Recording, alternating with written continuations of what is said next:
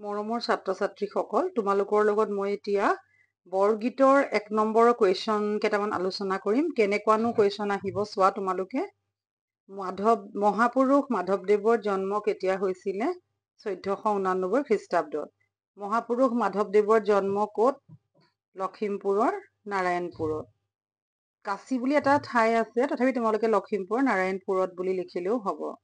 মাধৱদেৱৰ পিতৃ আৰু মাতৃৰ নাম কি আছিলে? পিতৃৰ নাম গোবিন্দগিৰি ভূঞা আৰু মাতৃৰ নাম আছিলে মনোৰমা দেৱী। মাধৱদেৱে শিক্ষা জীৱন আৰম্ভ কৰিছিলে ক'ত? ৰাজেন্দ্ৰ অধ্যাপকৰ টোলত। মাধৱদেৱৰ জীৱনৰ কীৰ্তিস্তম্ভ নামঘোষা। মাধৱদেৱৰ দ্বাৰা ৰচিত নামঘোষাক কি ঘোষা বুলি কোৱা হয়? আন এটা হাজাৰী ঘোষা। তাৰ কাৰণটো কি? 1000টা ঘোষা থকাৰ বাবে। মাধৱদেৱে কোনজন গুৰু প্ৰিয় শিষ্য আছিলে? শ্ৰী শ্ৰী শংকৰদেৱৰ। মাধৱদেৱে ক'ত সত্ৰ স্থাপন কৰে? বৰপেটাত। মাধৱদেৱে তলত দিয়া কোনবোৰ ঠাইত ধৰ্মপ্ৰচাৰ কৰিছিলে? বাৰাদি, গণককুছি, চন্দৰীদিয়া আৰু ভেলাদাঙ্গা।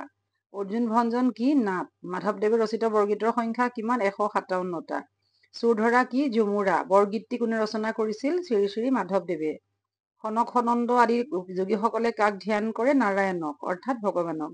মোহপাশ মানে কি? মায়াৰ জৰী, মায়াৰ বান্ধোন।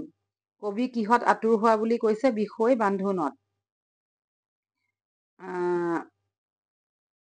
কোনখন মাধৱদেৱৰ উত্তম ৰচনা? ভক্তি ৰত্নাৱলী। মাধৱদেৱৰ বৰগীতসমূহক ঘাইকৈ কি ৰস প্ৰকাশিত হৈছে? বাৎসল্য ৰস।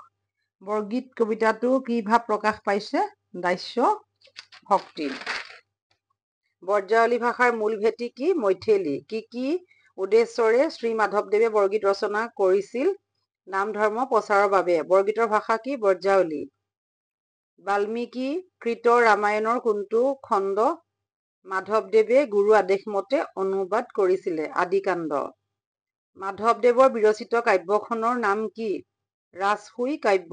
কাৰ নিৰ্দেশত মাধৱদেৱে আদিকাণ্ড ৰামায়ণ ৰচনা কৰিছিলে? শংকৰদেৱৰ। মৰমৰ ছাত্ৰ ছাত্ৰীসকল, আমি আজি বৰগীতৰ সৰু প্ৰশ্ন 26টা আলোচনা কৰিলো।